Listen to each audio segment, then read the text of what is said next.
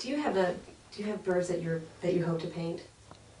Birds that you I haven't hope done to yet, paint. or are there certain Well, arrangements that you've been thinking about doing that you plan to, or that you're working on now? I'm always trying to find some new imagery of birds because I work from photographs of birds. So if I want to know what the colors of certain birds are, certainly I have to find those birds. An example would be to do a series of all the hummingbirds that exist in the world. Well, it's very hard to find photos of all the hummingbirds that exist in the world. I say photos, not illustrations, photos. The same thing with certain other birds. For example, if I were to do all the owls of the world, I have done all the birds that occur in Maine, and I have a series of them, and I keep them separate, and I don't sell them and so on, because someday I hope to show, to have an exhibit, let's say, of just the birds of Maine. I've thought of doing the birds of the United States, but that's a bigger grouping. I don't think I could live long enough to do a series of all the birds of the world, because there are over 9,000, close to 10,000, and even finding photos of all these birds is a problem.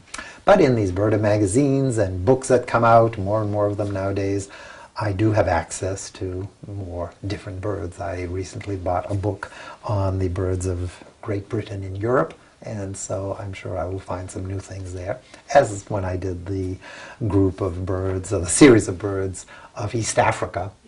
Granted, it's not all the birds of East Africa, but 374 of them is still a good chunk of them. I remember doing all of the penguins of the world, but there were only 18 species of penguins, so that's not as... But a couple of them I had a hard time finding photos of them, because they're not all as popular, they're not all as common to find in books. Now, the ones that are out in your studio right now, are these for a particular grouping, or are these the ones that you're working on right now? What you see in my studio now is all very current work, because eventually I classify it, I put it all away. Right now I'm working on a larger series. I finished working on a larger series of the common yellowthroat, and then proceeded to a large series of painted buntings. They are still out because I'm trying to see how I'm going to put them together, most likely in a larger grid of perhaps 25, or I'm not sure exactly what I'll do. It will depend, because sometimes certain birds, if I go with grids of too many of them, it ends up not really working well. So there are times where even 9 of them, a square of 3 by 3, 9 of them, or a square of 25, let's say 9 of them would be wonderful, 25 just seems to be too much, and I sort of sense that and proceed to just not to do it. So I'm not sure. I sort of leave them out to be exposed to them myself, so that I can kind of see what's happening here. But eventually I will be putting them together right now in certainly some large groups, but I'm not sure exactly. I'll have to experiment with that and just see where it goes or what happens. It's soon to happen. It has to, because right now they're crawling all over. It's like being in a gigantic bird cage, and there are just too many birds in the cage right now. A bit more mysterious. Whenever someone sees my work, they always wonder, well, sort of 2 things. Why do you paint birds, and why do you paint only birds? Well, I haven't painted only birds, because before painting birds I was painting only plums for several years. So at that time they were saying, why plums and why only plums? I think that it's most likely linked to who I am as a person, that one thing becomes very attractive and mysterious and enticing, and I just keep doing it, and it's always more and more attractive and beautiful. When I was doing the plums, of course, I thought that I would run out of steam maybe sooner than I did, but it seems as though those plums were always different and beautiful, and I just wanted to do more and more of them, which maybe says something about the artist in reference to plums. And I remember one time sort of forcing myself to do 100 works from the same apple. It wasn't a plum, it was an apple. But this apple had been given to me by someone who had been diagnosed with a very serious kind of cancer. She has since died. She was a young person. They had gone apple picking. They stopped to see me, and she said, "Oh, I know how you love fruit. Here is, we tried to choose the nicest one, and here, this is for you." I ended up not eating it, of course, because after 100 works of the same apple, that apple had started shriveling and so on. But there too, it was just to say, no matter what you look at, it can always be new and different if you're really looking at it and allowing yourself to be absorbed in that beauty, because I am always different when I look at that. Today I look at it one way because of who I am today. Tomorrow I will be that person who has lived one more day and slept through one more night and had a series of new experiences, and end up, of course, being able to do something that is at least slightly different, to see colors differently and so on. So when it comes to choosing something, whether it be birds or anything else, and it's not because I don't have interest in other things. I have experimented a bit with fish. Can you imagine the color dimension of my work? If you think of tropical fish, well, you have a whole other thing there.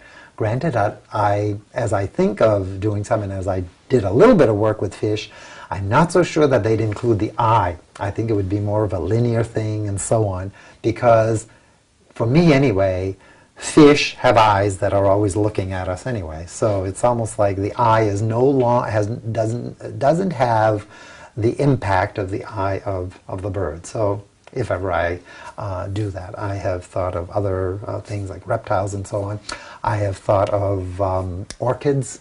Orchids are very attractive to me in all the multiplicity of shapes and colors. I think maybe the work of George O'Keeffe and my work there sort of, well, they don't come together, I don't mean that, but seeing the work of George O'Keeffe and the way I approach nature, well, orchids would be something that I'd love to do, because there seems to be a connection with George O'Keeffe's work. So I may someday, if I have time, enter into these other things. But once I started doing the birds, the large number of birds that there are, almost 10,000 of them, there's just a whole new,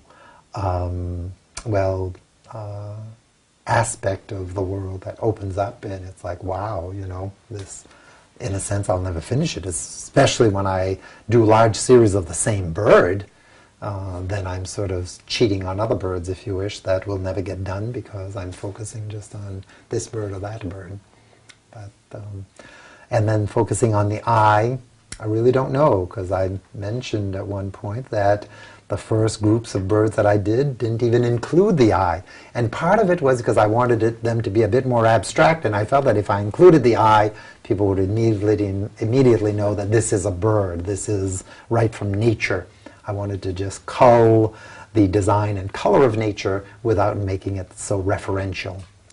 After a while, though, I saw that the eye had a different point, has a focus, brings everything together, draws you into the painting. The eye also has a symbolic value, because even as human beings, the old saying, the eye is the mirror of the soul, to look into someone's eyes and so on. And the other thing about an eye for me is the fact that the eye as an orb sort of, is, what do you call that? Convex or convex, right? Because it comes out at you. Mm-hmm. And yet it is something you are looking into. So there's almost like a contradiction there. Something that comes towards you that you look into. You look into the depths of the eyes of a person. So it's all those kinds of things that are just mysterious to me, and speak of, again, these intuitive kinds of things that we connect with in the arts, and that other people connect with without knowing. I'm quite sure that many people who react to my work might say it's because they recognize the birds or whatever. But if there isn't something deeper than that, then it's not even art, and I don't think it is something that will last, and I don't think it's something that people will want to live with. Because that, for me, is the last or the greatest test of my work. Those who have been living with it for several years and still talk to me about it, or haven't just taken it down and hidden it somewhere. If artwork is still pleasing and new and mysterious year after year, then it's real art. If not, if it just fades away and you overlook it and so on, it just, just isn't art, or it isn't good art anyway.